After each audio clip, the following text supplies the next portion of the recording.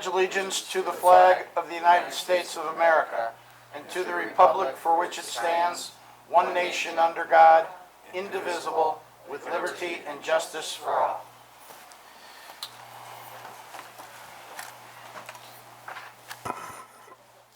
Before we get underway, I'd like to take care of a few administrative matters. First, I'd like to welcome everyone to the April meeting of the Irondequoit Zoning Board of Appeals. The fire exit is located to your left. In the event of a fire, you will be notified by an announcement. If notified, please move in a calm and orderly fashion to the exit. Do not use the elevator. Use either the north or the south stairs to leave the building. The meetings are being recorded by our secretary, Michelle, for the purpose of a record, not for purposes of a transcript, and for use in preparing minutes. So when you come to the microphone, please identify yourself each time and speak clearly into the microphone so that she can hear everything that you said. We will follow the items in the order that they appear on the agenda. There are extra copies of the agenda on the table near the door.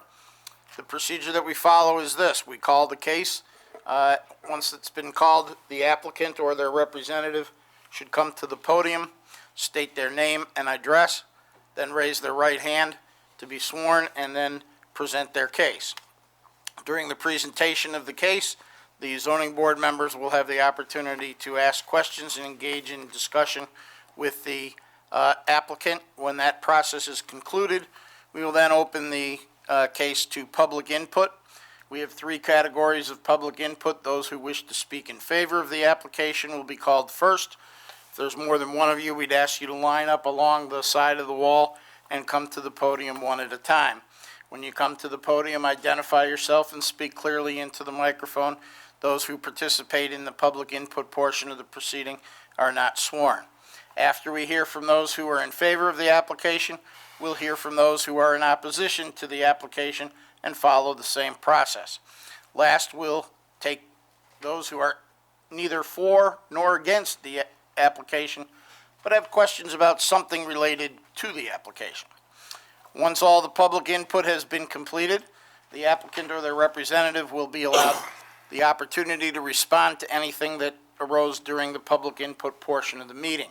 The public input portion of the meeting is directed to the board, not to the applicant, and all questions and comments get directed to the board, not to the applicant.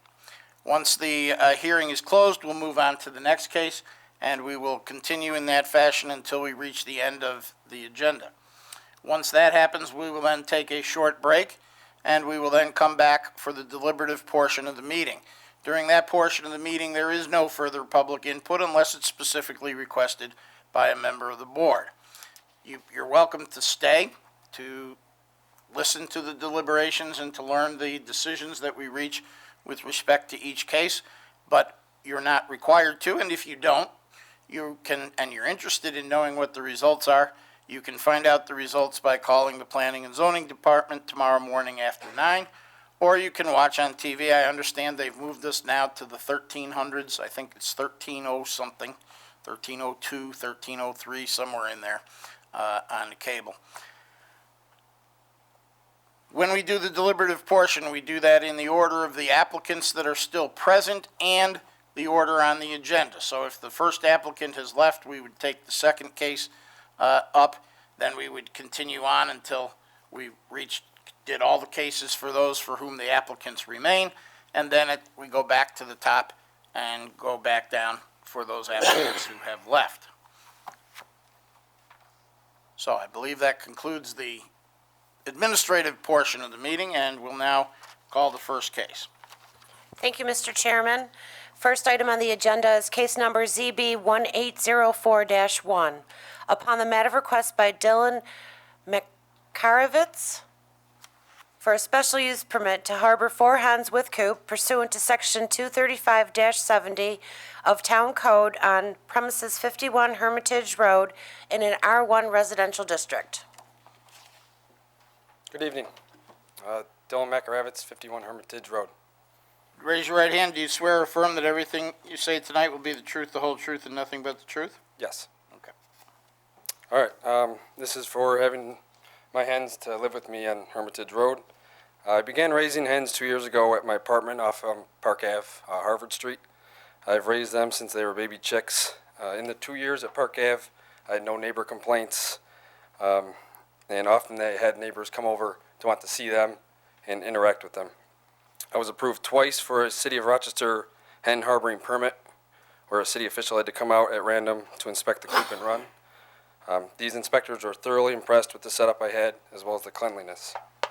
When I first started looking for a place to buy a house, Irondequoit was one of my top considerations. I was born and raised in Irondequoit, over on Sagamore Drive, and I've worked for St. Paul Boulevard Fire Department for the last 3 years. On top of being a longtime resident, what also drew me to Irondequoit was that I knew they allowed hens with a special use permit. This was an important consideration for me because I've considered these 4 hens as my pets. Not only are these hens considered my pets to me, I am also able to reap the benefits of roughly 2 dozen eggs a week. They're organic, cage-free, free-range. This has helped me begin my urge to become more sustainable in providing my own food. Chickens often get a bad rap because of how they were raised 20 or 30 years ago, and within the last 10 years there has been a big push for backyard chickens, and with that there's a mentality change in how they are raised. Coops and runs are often more elaborate than they used to be. They are incorporated into the aesthetics of the house, often kept the same color, or I've seen some more elaborate where plants are grown specifically for the chickens to eat. Cleanliness of the coops is of the utmost importance to most backyard chicken keepers. I've worked very hard to keep a well-maintained and sanitary chicken coop and run in my last 2 years. Chicken waste is cleaned out weekly, and their pine shavings are replaced every 2 weeks. This is not only done to curb any odors from the coop, but also for their well-being. I use a special litter under their roost. This is where most of their droppings are. It is a sweet PDZ. It's often used in horse stalls, so it's able to removes ammonia, much like a cat's litter box, and you're easily able to scoop it out. And the run will be maintained with gravel and sand mixture, which allows any droppings out there, gets ground in, as well as stays dry, as to curb any odors. And the sand allows them to take dust baths, so they're able to maintain their own cleanliness. One main complaint with backyard chickens is the possibility to attract rodents. The news has shown this all over. I've seen a couple different articles, as well as news people going out to look at stuff. Often they only provide the one side of the story, and there's not a lot given to the people who have chickens or whatever else is causing the rats. More often than not, issues with rodents come down to simple coop maintenance and cleanliness. Keeping a clean coop is the number one thing to curb any kind of rodents or rats. Rodents are very basic mammals. They need food, water, and shelter. If these 3 things are easily available, they're going to want to make residents. I did some research, and the New York State Department of Health posted an article describing ways to keep rodents out. The article has no mention of chickens causing rat infestations. It does, however, point out several things that can cause rodent infestations that occur on a daily basis. Such things as trash cans left open, cat food left outside. Bird feeders was listed as one of the main things, scattering bird food out. Wood piles and other clutter, because it gives somewhere for the rodents to safely live and hide. Koi ponds, this is an easy source of drinking water for rodents. Specifically to me, I've taken certain measures which have kept the rodents out of my coop and run for the 2 years I've had them. Hardware cloth is dug 2 foot down all around the run, as well as 2 feet up the sides. Digging it down ensures that no rodents can dig up underneath and get in there. For the coop, I've created an automatic door. Every morning it raises up, and at night it shuts down. This is the most important aspect because it safely locks up all the food inside the coop at night. And I also do not give food waste to my hens, as well as I don't scatter food out in their run, as anything left out there could attract rodents. I only feed them in their designed feeder, which is locked up, and only chicken food, which is organic chicken layer feed, and they can get their proper nutrients. Within 2 years of owning my hens, I've not had a rodent problem, and I don't expect there to be one. Another common myth associated with backyard chicken keeping is that it affects property values negatively. And this is actually quite the opposite. Forbes published an article that stated of top 10 Appreciating Housing Markets, 7 of them approved of chicken keeping. And more recently, Democrat and Chronicle published an article stating that Brighton was best place to live in New York, and they allow 6 hens there with no permit needed, just simple dimensions on coop and how far away it has to be from the house. Although some people see chickens as farm animals, I see mine as pets. Each one has its own personality, and although they may look similar to most people, I can tell them apart. These animals are very docile and quiet. While on Park Ave, there's no complaints about sound from neighbors, as well as no odor smells.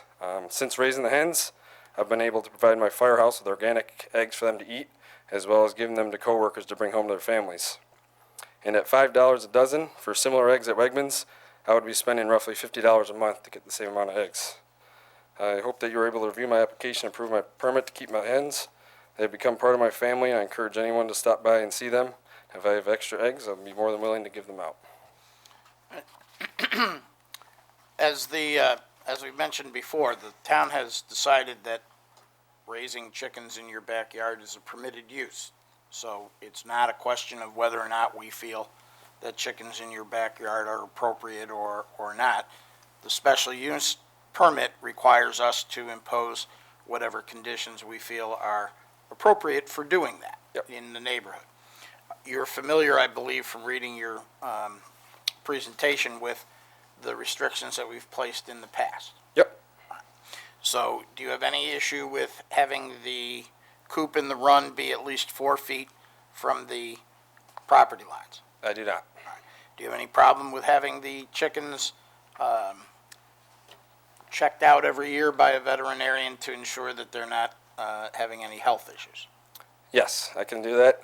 However, I see it's a little troubling trying to wrangle up all the chickens, put them in a dark box, and bring them to the vet. I see it's probably very traumatizing. Well, there's apparently a group of chickens that regularly goes up to, Yeah. I think it's Dr. Bolanek that we keep hearing his name mentioned. heard his name, That yep. he's taking care of chickens in town, because that's one of the conditions is that he's, or some of that, supposed to look at the chickens every year and ensure that they're healthy. Yep. So you're okay with I that? agree with that, yes. We also have limited in the past to 4, that being the 4 that we approve and not any replacements. Are you Yep. okay with that? Yep. We limit the permit to a period of 5 years. You're welcome to come back to renew it if you wish. So far, I don't think we've had anyone renew a permit. So 5 years apparently has been enough. Yep. But I suspect you may be back. I hope so. You're okay with that? Yes. All right. And another condition was that the town would come and check out, once you've got it in place, and check with your neighbors to see if there have been any complaints about the chickens in the neighborhood. Are they chickens or are they hens? Is that a Hens are just a female chicken. female chickens? Yeah, Okay, so- that's what I thought. Okay. All right, and obviously there's no roosters allowed, No. so, and you're not asking for that. Are those all the conditions I think that we've generally imposed? I think typically you've also addressed the design of the coop, that the mesh or the wire would go a certain distance below the ground. Well, he said he described that he was covered doing that already. The 2 feet deep in the ground, so you'll do that as well. Yes. Okay, all right. Any other questions or comments? Yes. Because you live in a fairly close neighborhood, I know there's fences all over the place and so on, but it is still, everything's close. Yep. Very typical for this town and a lot of other towns. Have you had opportunity to discuss any of this with neighbors? Yes, I talked to my 2 closest neighbors to the east and west of me. I believe some of them are here today.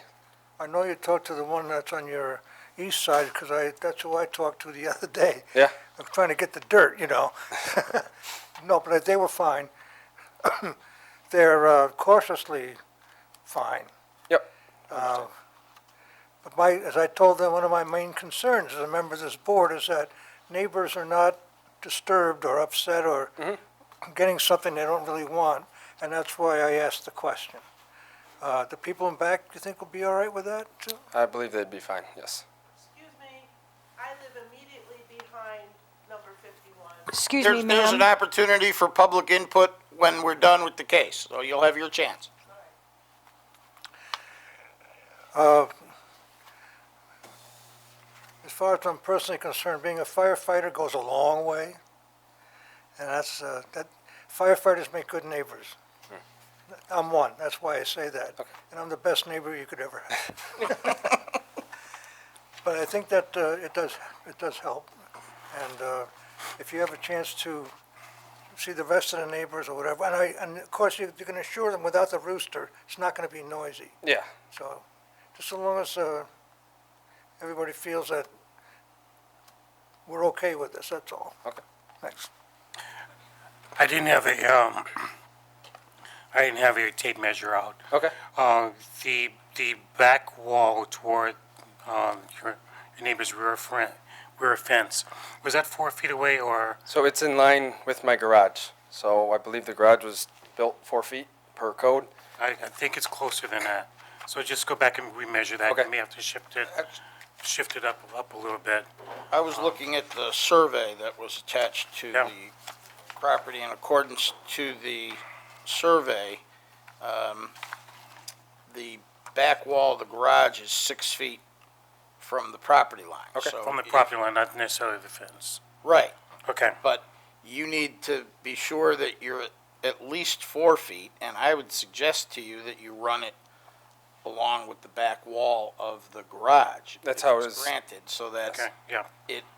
well, it appears that you've got it between the fence and the back wall. Since submitting that, I've changed my plans. He came out and saw it, but All right. it is in It's- line it's with my garage. It's equal to the garage, but I wasn't Okay. sure what that distance was. Just want to make sure. According to the survey, that's 6 feet from the Okay. property line, and the fence, according to the survey, is within half a foot of the property line. So, Again, it looked like it was an irregular fence. It didn't look like it was an older fence, so it may be a little off. So you may want to just check that, Okay. make sure you're in line. Yep. any other questions or comments from the board? All right, is there anyone here who would like to speak in favor of the application? Anyone here who'd like to speak in opposition to the application? Step right up.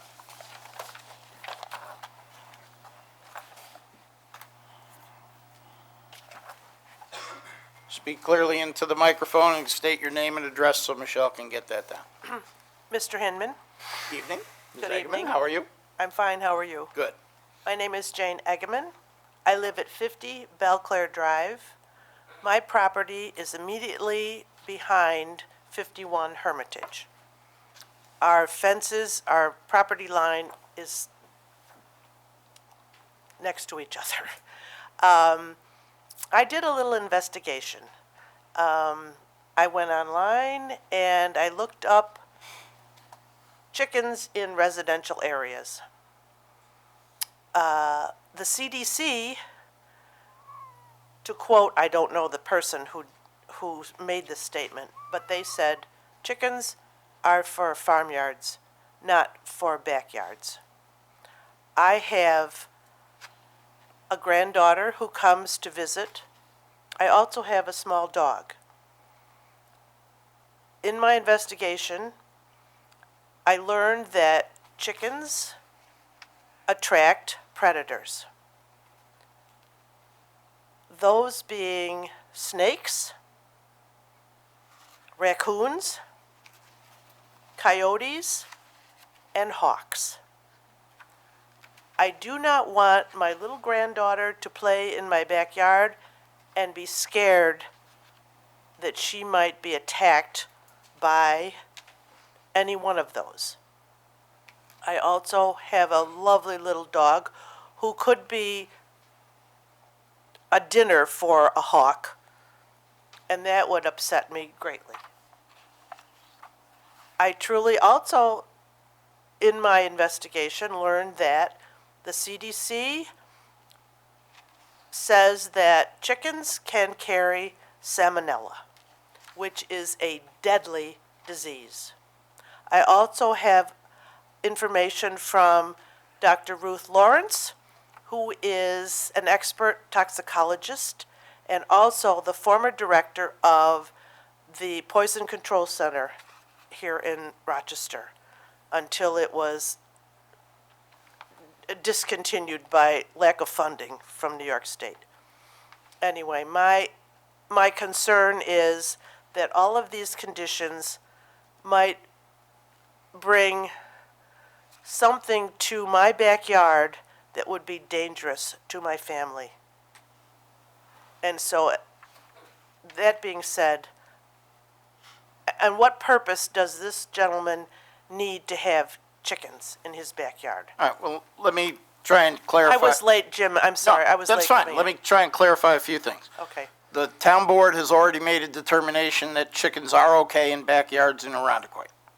That's why it's a special use permit and not a variance. So, and the town of Brighton allows chickens without any permit at all, and so the city has, the chickens are around.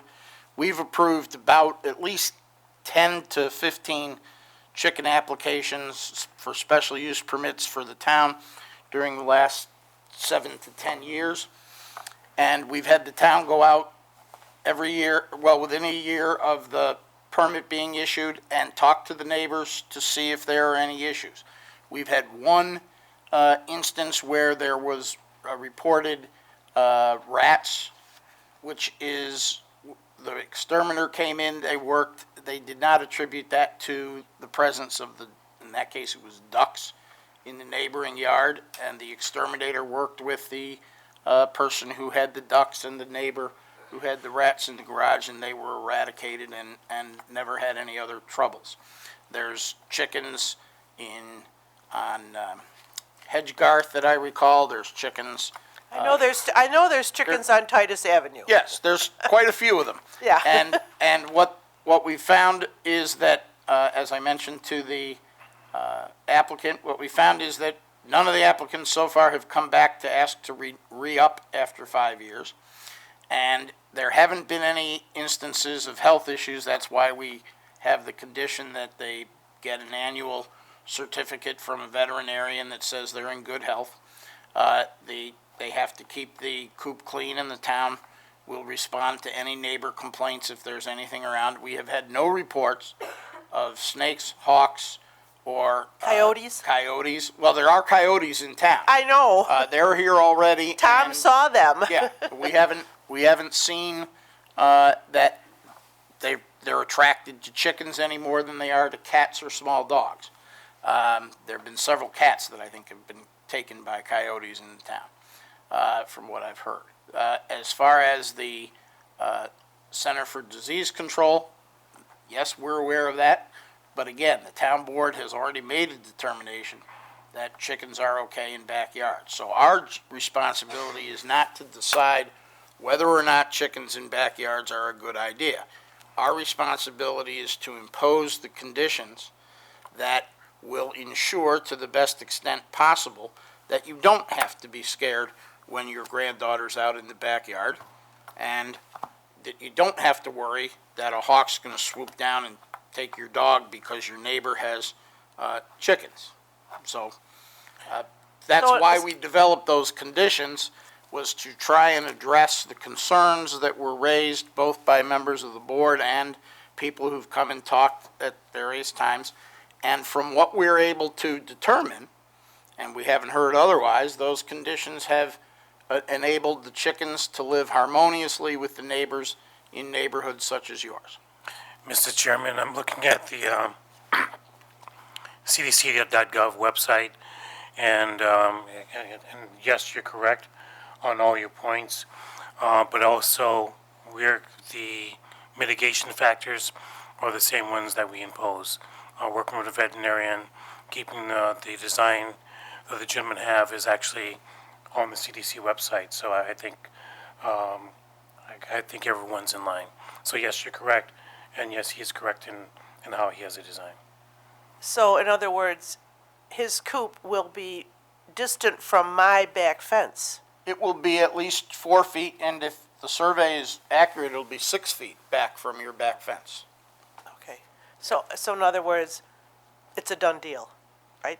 Well, with those conditions, because the town board, understand, the town board has made, it's similar to when we were asked to approve a relocation of windmills at the I-Square development. Right? People came in and talked to us about, not wanting windmills, but the town board had already decided that windmills are okay in Arundecoit and they can be put up in certain places, and the only decision that we were left with in that case was whether they had to be in front of the building or they could be in the back of the building. And here what we're left with is the determination of under what conditions can the neighbors like you be assured, to the extent possible, that the chickens that he's entitled to have are not going to create a problem for you, and that's our hope. So if you have a problem, the most important thing for you or anyone else to do is to immediately call the town and say, hey, there's a problem. And they'll work with you and the owner or come back to us to address it. My concern also is property value. And I've read a lot of things about that, and some say it enhances it, and others say it detracts. A market value is what a willing buyer will pay to a willing seller, and a willing seller will accept from a willing buyer. So it all depends on how, and I don't believe that nobody's come to us and indicated that after chickens that have been approved have been in residence that their values have gone down because of it. We're not aware of it anyway, so, Okay, all right? thank you. But thank you. Thank you, Jim. You're welcome. Anyone else who wishes to speak in opposition to the application? Anyone who'd like to talk to us about chickens, fences? Come right forward. Hello, thank you to the board for letting me be heard, and my name is Amy Waltz. I live at 43 Hermitage, which is the house directly next door to number 51, and, East or the west? oh gosh. Towards St. Paul or away from St. I Paul? navigate by Wendy's, I can't give you, Towards St. Paul or away from St. Paul? towards St. Paul. Okay, to the okay. west. And I live at number 43, and can I say we're just delighted to have Dylan as a neighbor. Welcome aboard.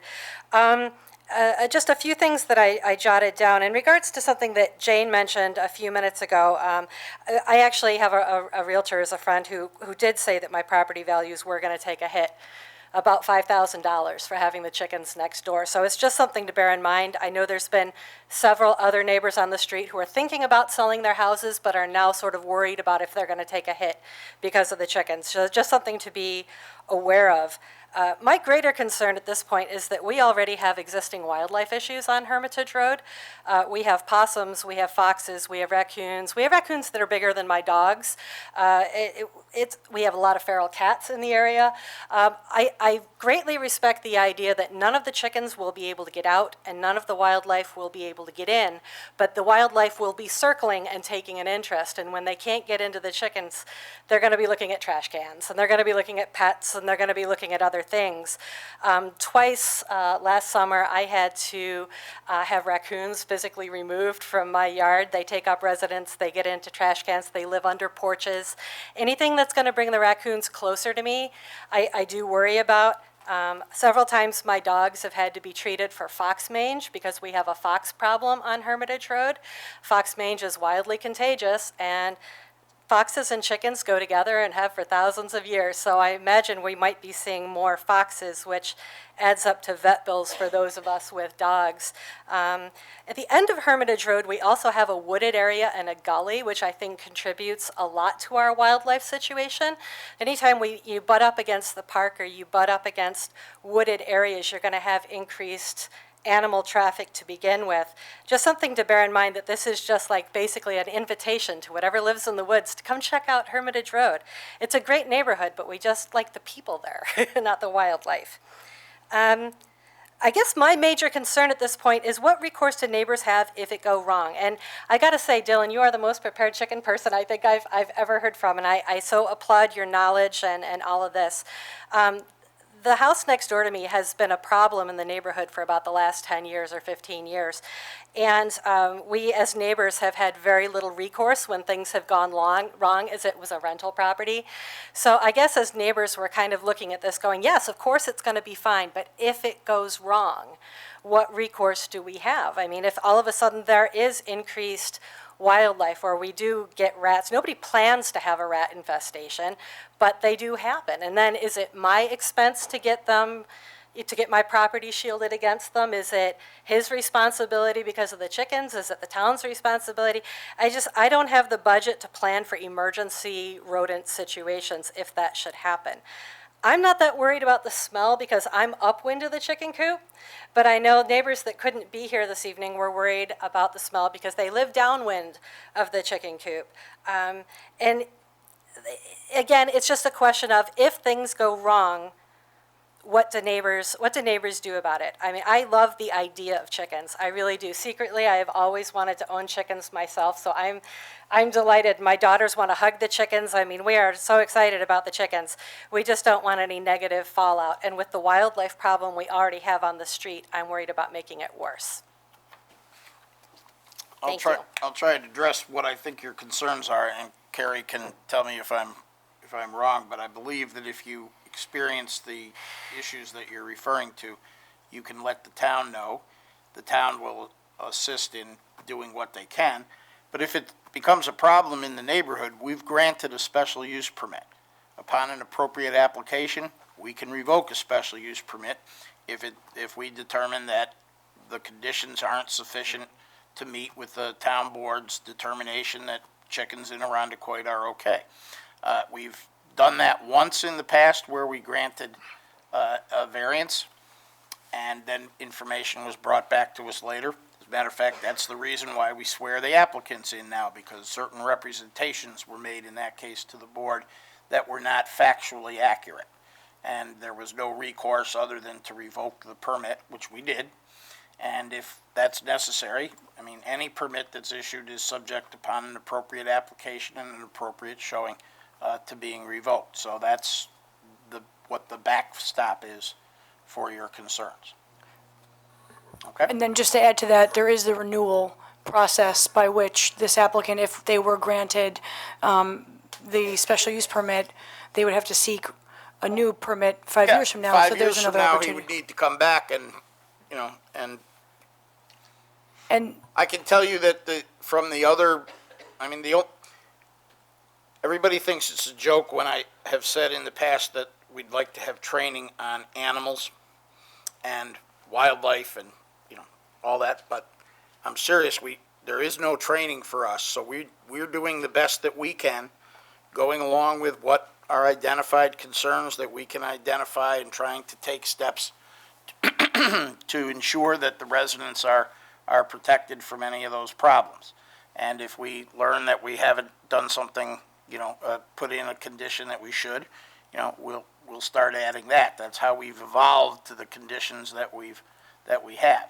But the renewal of the permit, the veterinary certificate, the digging down 2 feet to prevent rodents, the controlling of the odors, and we haven't had, you correct me if I'm wrong, but with the number of chickens that we've approved in town in the last 10 years, that I'm not aware of really any complaints. One neighbor complained that they couldn't sit on their rear deck on Sunday morning and enjoy their coffee because of the chickens next door. So myself and I know at least 2 other members of the board went over there at 7 in the morning on Sunday and stood at the fence by his deck to see if we heard anything. We could hear nothing from the chickens that were there. So we will take those concerns and try and act on them. That's why we developed those conditions that we have. We're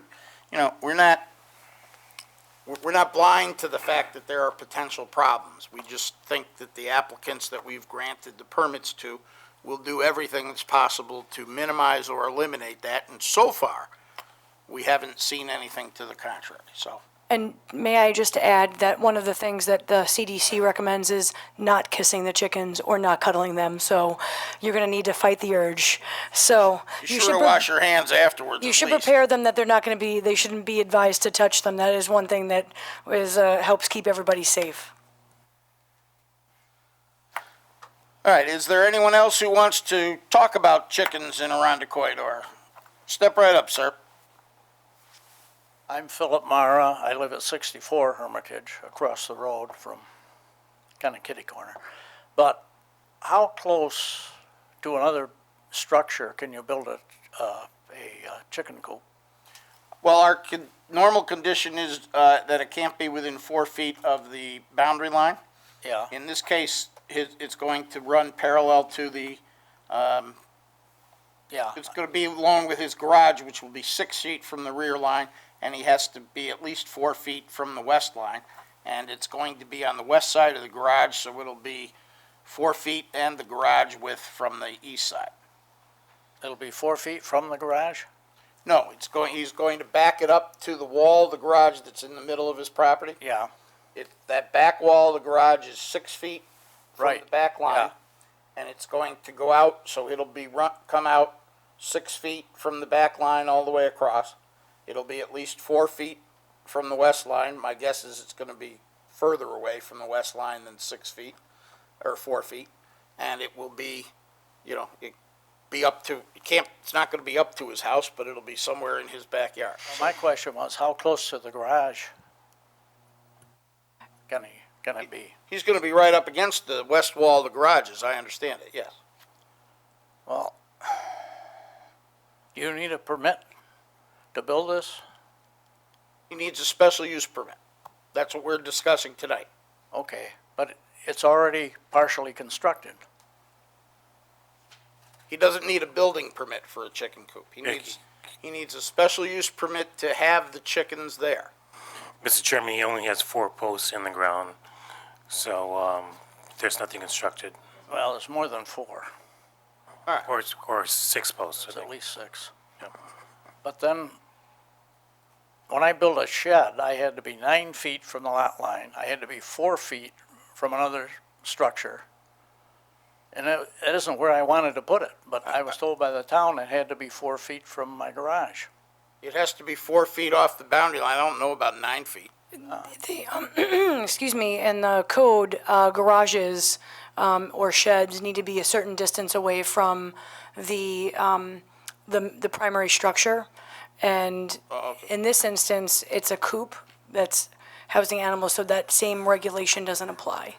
And the other thing too is that typically in a shed or in a garage, you might be storing vehicles or combustible material, or combustible engine-like things, lawnmowers, and so part of that is in the interest of keeping those spaces separated, so that if there were to be, God forbid, in the garage or in the shed, something that, since there is no combustible material in the chicken coop, that's not a concern. So in this case, it would be like having a dog house right next to the garage that you'd be able to do. Okay, so if I build a shed and I say it's a chicken coop, I can put it where I want to. Then you've got to come get your special use permit for the chickens. Get your special use permit first. Yeah, okay, you answered it. Okay, thank you, sir. Is there anyone else who'd like to talk to us about chickens in Arundecoit or anything related to the application? Seeing that, we'll ask the applicant, do you wish to address anything further?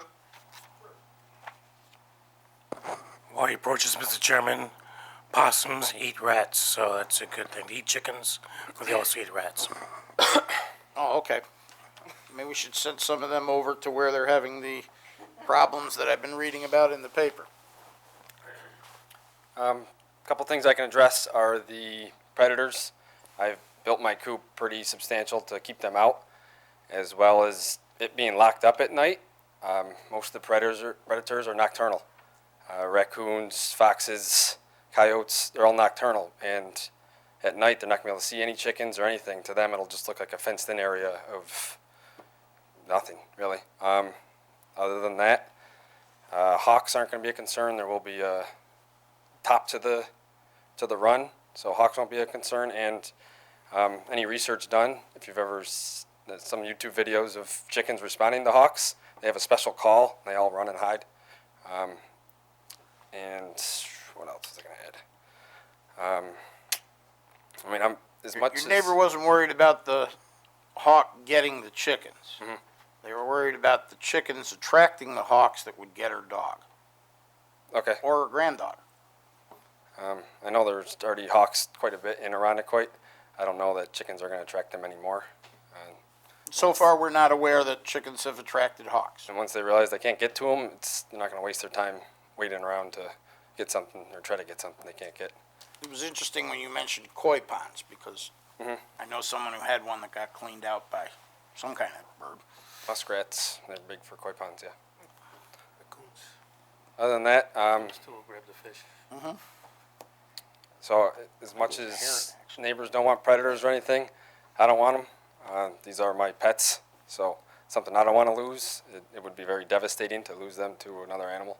So I'm sure if a neighbor comes to you and says, we've seen something or we think there might be an issue, you're going to address that with them and try and remediate it before Yes, it goes any further, right? definitely. Okay, all right. Thank you, sir. That's all. Thank you. All right, we'll close the hearing with respect to that application, move on to the next case on our agenda.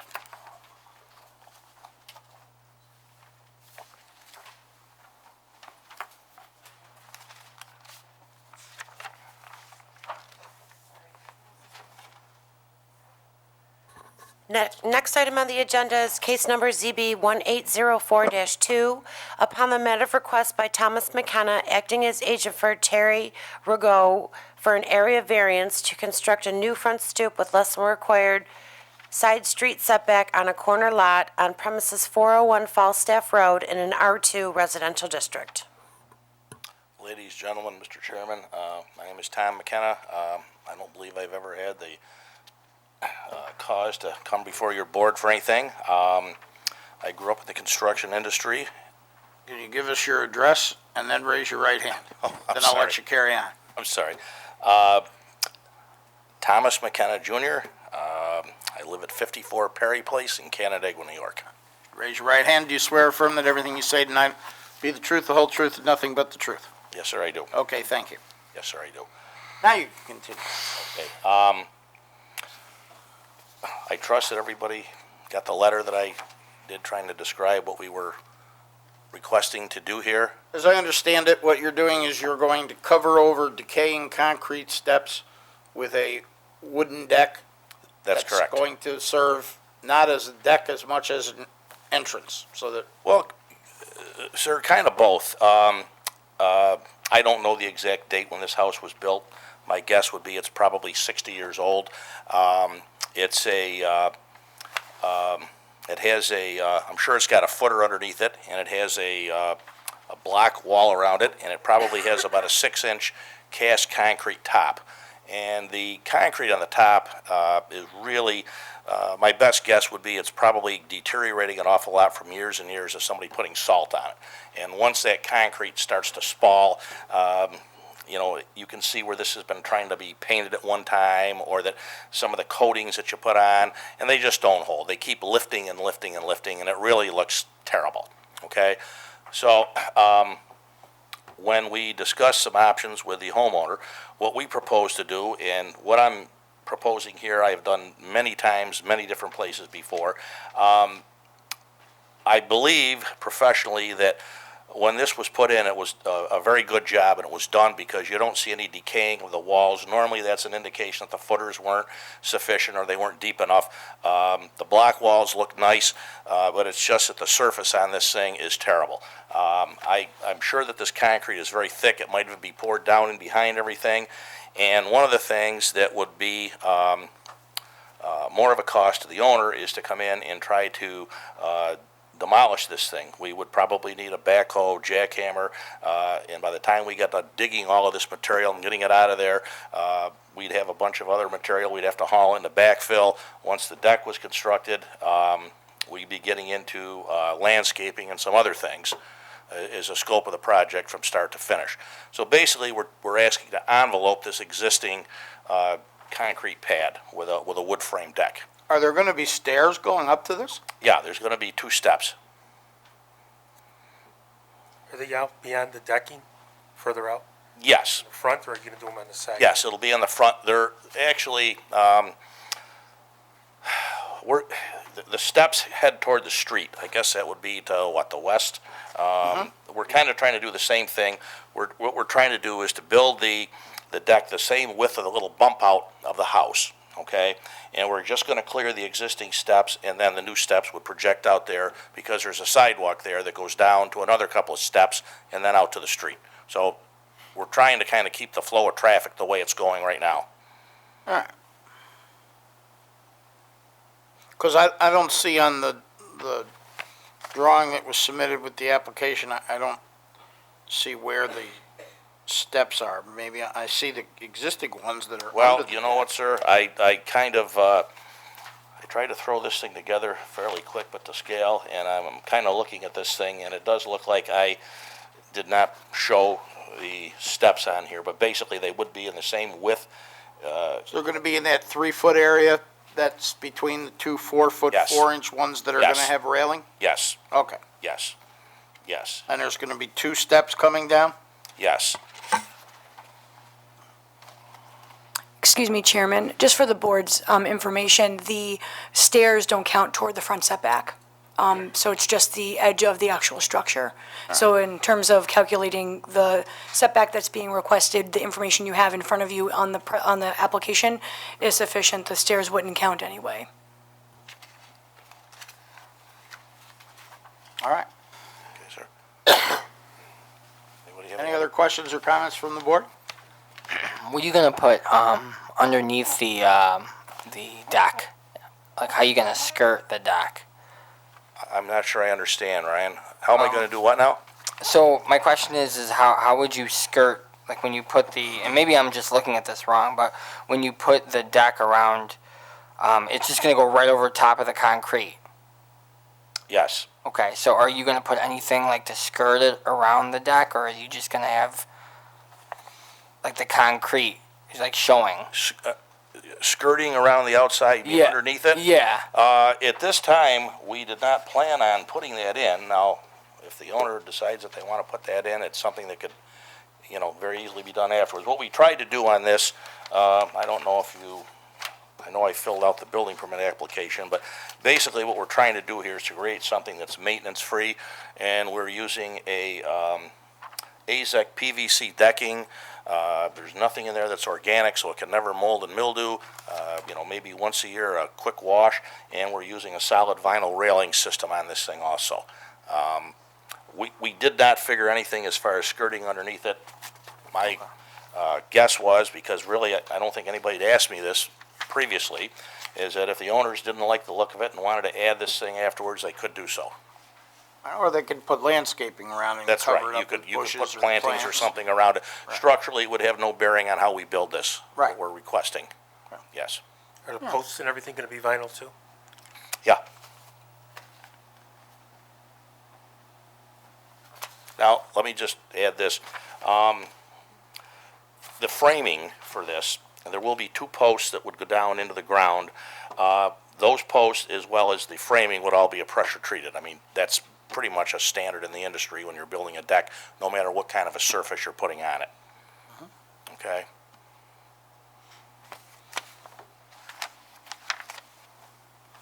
Okay, Which sir. are rated to have about a 25-year life, and I found out that by 35 years that they meant the 25. All right, Okay, sir? thank you. Thank you. Any other questions or comments from the board? All right, is there anyone here who'd like to speak in favor of this application? Anyone who'd like to speak in opposition to the application? Anyone who'd like to talk to us about decaying concrete decks, anything like that? Seeing none, we'll close the hearing, move on to the last application on the agenda tonight.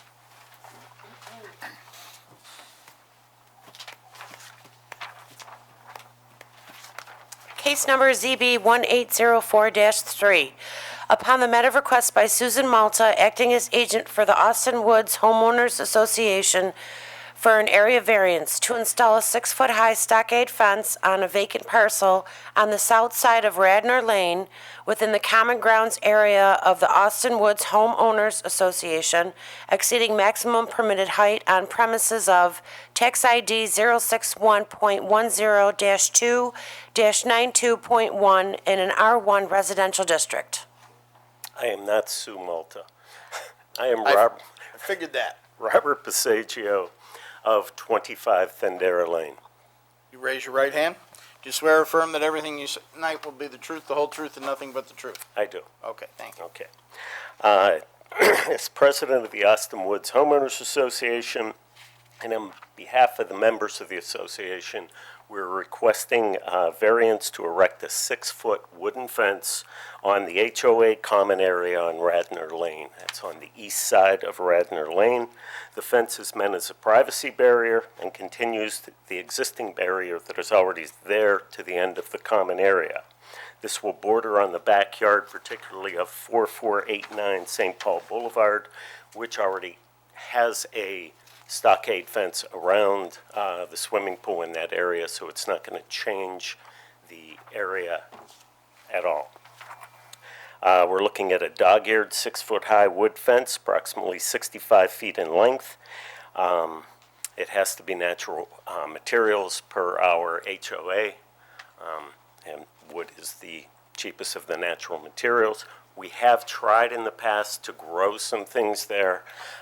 We have not had any luck. The arborvitae that are currently there, if anybody has noticed, have been sheared quite nicely by the resident landscapers, the deer in the area. There's not going to be any change to the character or environmental conditions in the neighborhood. The only change will be in the view, and we'll be creating a privacy barrier between Radnor and the neighbors to the east. I'm assuming that the privacy issue isn't as much privacy as it is quality of view, because that You could say that. You could, yes. gully is kind of a wreck. Yes. And I don't know, when I'm looking at this, I'm going, why don't they just clean this up? I'm not sure I understood it was an association property or how it's maintained or under whose With that- jurisdiction, but That's not our our property goes approximately 5 foot in from Radnor Lane, and it ends right there. so somebody else owns that property. The rest of it, yes. Yeah, Yes. basically the gully that goes over. Well, there's a small area behind the houses on St. Paul. Yeah, yeah. Okay, yes, Where the trampoline is. yes, yes. And that is kind of considered a common area? How was that? Well, That's owned by the people on St. Paul, I believe. Right? they own that. We own, like I said, about 5 foot off of Radnor, to the east of Radnor. And that's it. It's just a small strip of land. And that's where we want to put the fence. I guess what bothers me about this whole thing is that it's nothing there is permanent. It's just kind of junk down there. I know it's not your responsibility that it's junk, and I know you, if I lived there, I wouldn't want to look at it either. But it seems like putting up a fence is a quick fix, but I'm not sure it's going to really improve the quality around the area. That's a beautiful neighborhood you got there, and Thank you. I can understand why you would like to cordon that off somehow. I don't know, in my mind, if we could just clean that thing up, make it really nice, almost park-like, it would be really an asset. But if the only way to do, that you folks can do it is to put a fence up, I'm really not opposed to it. We It's don't just- have any choice. Yeah, we have no say over that. That's how it's maintained is how it's maintained. It's a tough spot.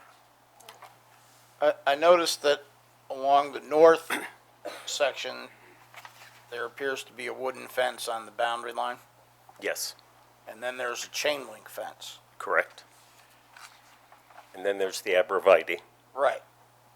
Are you, and if I understood the application, you're only planning on going down basically to where the chain link fence is? Not where the chain link fence is. On the side of the arborvitae would be the south end of the arborvitaes, and just to the very end of the property line going south, the common area going south. So it won't tie into the chain link fence or the No. wooden fence? No. Okay.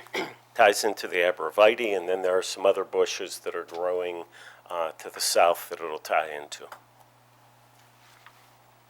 That whole area was pretty heavily tree infested or tree covered, and we have taken down one tree, and that was probably part of a big reason why things weren't growing, plus road salt and everything else being so close to the road.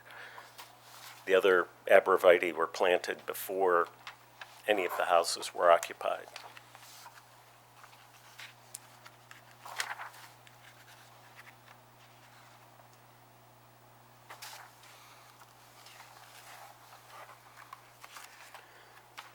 how far back are you gonna go off the road? We can only go approximately 5 foot. Do you maintain the road, or does the town maintain? We maintain the You road. So you plow? Yes. Yeah, okay. And one other question, I don't know, Kim, if you can answer. In this case, if it's a stockade fence, which side would face the neighbors? Would they have the open side, you know, the board side facing? So the finished side would face the neighboring properties, so Yeah, you're whoever okay. puts up the fence looks at the structure side or the interior of the fence. So the neighboring property would be looking at the finished side. Just wanted to make sure. Yep.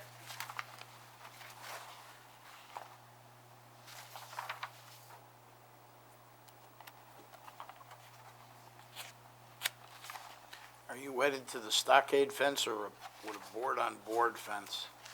So It's, it's stockade. it's a stockade with dog-eared Oh, top. so it's not the kind of, that look like pencils with the No, points no, sticking up? No, no, Okay. there'll be bigger planks. All right, that's what okay. yes. I didn't know they still called that a stockade.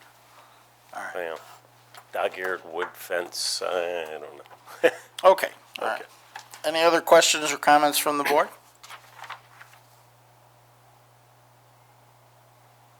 Anyone here to speak in favor of this application?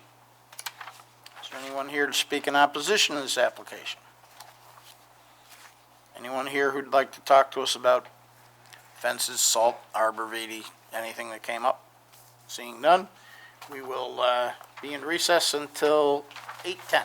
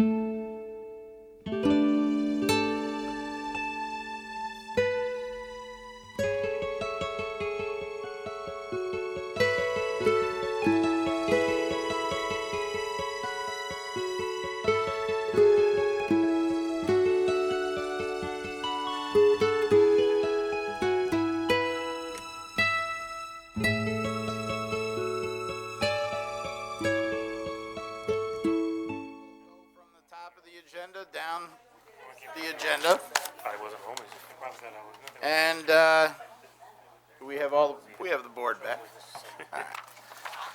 Not much So- you can really do. The first item on the agenda tonight is the application with respect to 51 Hermitage Road for the special use permit. This is a type 2 action for seeker purposes. Does anyone wish to make a motion with respect to the special permit? Seeing none, I'll make a motion that we grant the special permit with the conditions that were discussed during the presentation. I'm looking.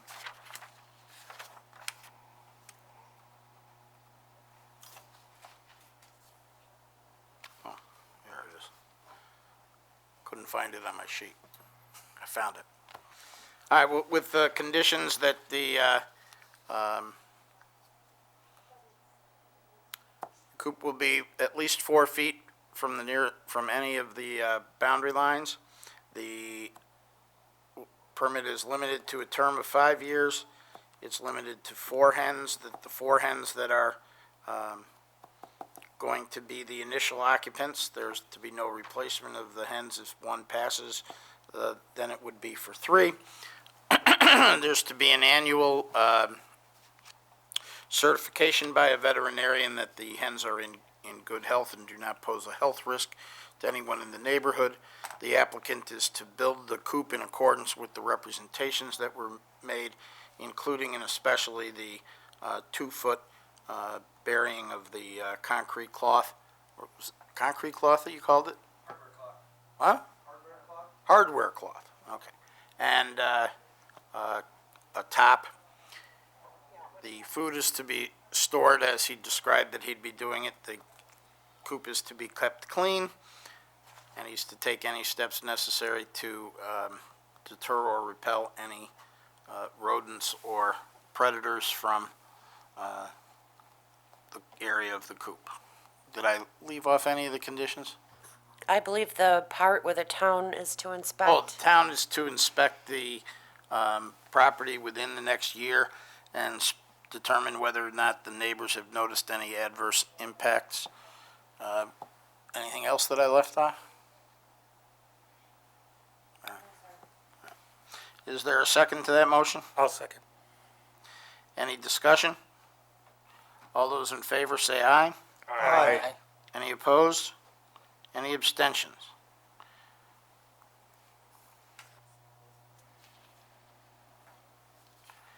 Motion carries 6 votes in favor, no opposed, no abstentions. We have 2 board members actually that are absent, but we have our alternate member, Mr. Scott, who's with us. So that's why there's 6 instead of 5. And that special use permit then is granted. This is April 2nd. Next item on the agenda is the application pertaining to 401 Falstaff Road. This is also a type 2 action for seeker purposes. Does anyone wish to make a motion with respect to this application? I'll make a motion that we approve the application. It's not gonna change the character of the neighborhood. A lot of the fronts are pretty close on those side streets when you go down there. The term deck really is the part that hits it, but if they're gonna do the vinyl around and dress it up a little bit, I think that'll change from the word of deck. Are there any alternatives? It would be just to tear out the stairs that are there, put the same thing back. It's not a substantial request, and I don't think it'll have any physical or environmental conditions if granted. And is it self-created? Yeah, but I think it's just the way the property is sitting in that corner. Is there a second? Second. Any discussion? All those in favor say aye. Aye. Any opposed? Any abstentions? Motion carries. 6 votes in favor, no opposed, no abstentions. 2 board members remain absent.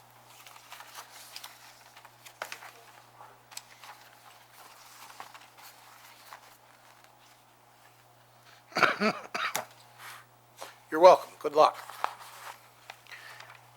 The last item on the agenda is the application pertaining to Radnor Lane. This is also a type 2 action for seeker purposes. Does anyone wish to make a motion with respect to this application? Yes, Mr. Chairman, I would like to move that we approve this application for the variance for the fence with the following findings. Would there be a change to the character of the neighborhood? Absolutely, to the better. This will look much nicer than to what's there at the present time. Alternatives not requiring a variance, we discussed that a little bit as far as cleaning up and doing other things. However, growing foliage and those type of things have been tried before. This makes the most sense to get the job done in a relatively short period of time and will solve the problem, at least for now. It's not that substantial a request, it's just a 6-foot fence across part of the front of that property, but it'll give a much better visual effect to those living in the neighborhood. And that also pertains to the physical environmental conditions. When you have to drive by that and look at that every day, it's really kind of disheartening. So everybody should be in a better mood once that fence is up. Is there a second? Second. I'm not done with my motion yet. Oh, I'm sorry. I thought you were. I apologize. Self-created. Oh, I thought you'd covered that already. No, it's not self-created. Right. Yeah, this is a situation that they inherited. So that, from that standpoint, there's no onus on the owners in the area for self-creating a bad situation. It was already there. Now, that's the... All right, Mr. Trevis has already seconded. Any discussion? All those in favor say aye. Aye. Any opposed? Any abstentions?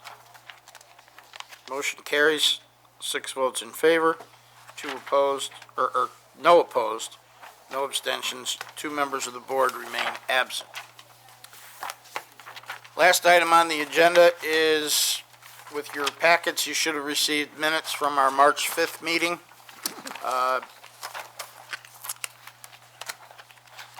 Did everyone have an opportunity to review the minutes? Are there any additions or corrections? I move we accept the minutes as read.